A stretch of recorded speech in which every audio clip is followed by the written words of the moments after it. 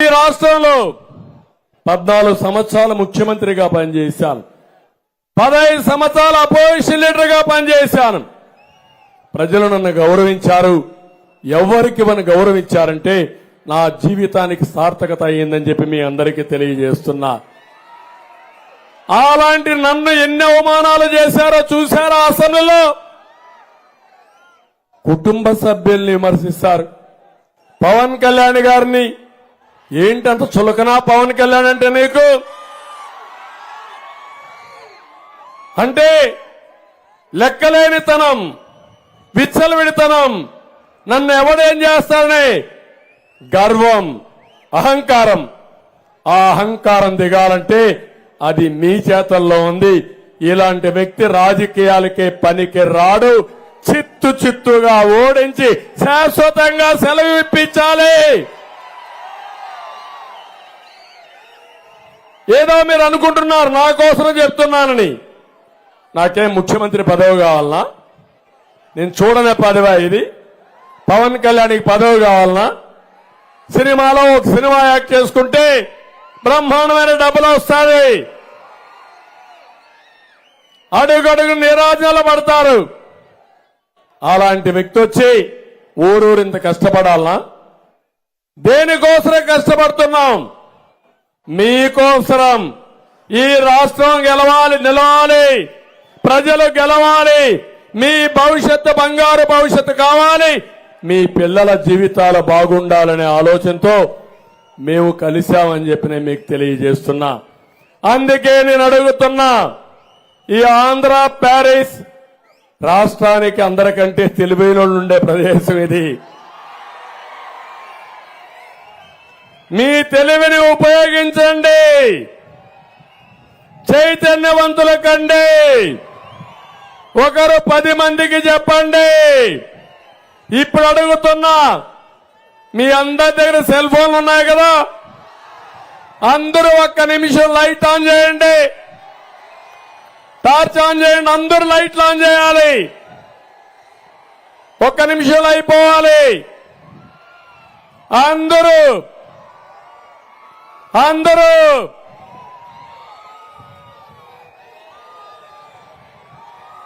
ఇప్పుడు చూడండి, ఆకాశం అయిపోయింది, భూమి నక్షత్రాలు వెలుగుతున్నాయి, మెరిసిపోతున్నాయి. రేపటి నుంచి ఒక పని చేస్తారా మీరు? మేము ఎక్కడికి పోయినా మీ సెల్ ఫోన్ తీసుకుని సెల్ ఫోన్ ఆన్ చేసి మాకు స్వాగతం పలకండి అని సంఘీభావాన్ని తెలియజేయమంటున్నా. చేస్తారా? రేపటి నుంచి ఎన్నికలయ్యే వరకు చేస్తారా?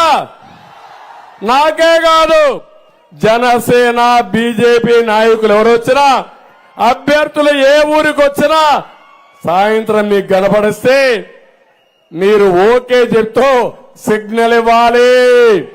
మేము మీతో ఉన్నామని సిగ్నల్ ఇవ్వాలి. ఇస్తారా అని అడుగుతున్నా. పిల్లలు, మీరు ఒక పని చేయాలి. ప్రతిరోజు రోజుకొకసారి ఆ వార్డులో ఉండే పిల్లలు, లేకుంటే ఆ కాలనీలో ఉండే పిల్లలు, గ్రామంలో ఉండే పిల్లలు తెలుగుదేశం పార్టీ జెండా, జనసేన జెండా పట్టుకొని ఒక్కసారి ఊరంతా తిరిగి మీ అమ్మని, నాన్నని, మీ ఊర్లో ఉండే పెద్దలందరినీ కోరి మా భవిష్యత్తుకు ఓటేయమని ఇక్కడ నాదెండ్ల మనోహర్ గారికి అసెంబ్లీకి, చంద్రశేఖర్ గారిని పార్లమెంటుకు ఓటేయమని అడగతారా పిల్లలు అని అడుగుతున్నా. చెయ్యమంటున్నా. మా తమ్ముళ్ళు ఎక్కడికక్కడ ఎల్లో కండువాల్ని, జనసేన కండువాల్ని పట్టుకుని ఉత్సాహంతో తిప్పుతున్నారు. ఈరోజు మీ ఉత్సాహం నేను చూస్తున్నా. మీలో ఉత్సాహం ఉంది, మాలో త్యాగాలున్నాయి. ఈరోజు తెలుగుదేశం పార్టీ త్యాగం చేశాం, జనసేన త్యాగం చేశారు.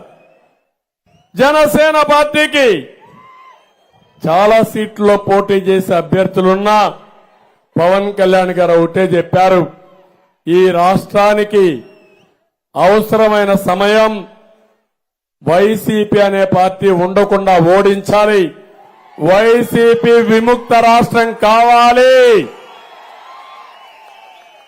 ఓట్లు చీలడానికి వీలు లేదు, అందుకే పొత్తు అనివార్యమని చెప్పిన వ్యక్తి పవన్ కళ్యాణ్ గారు.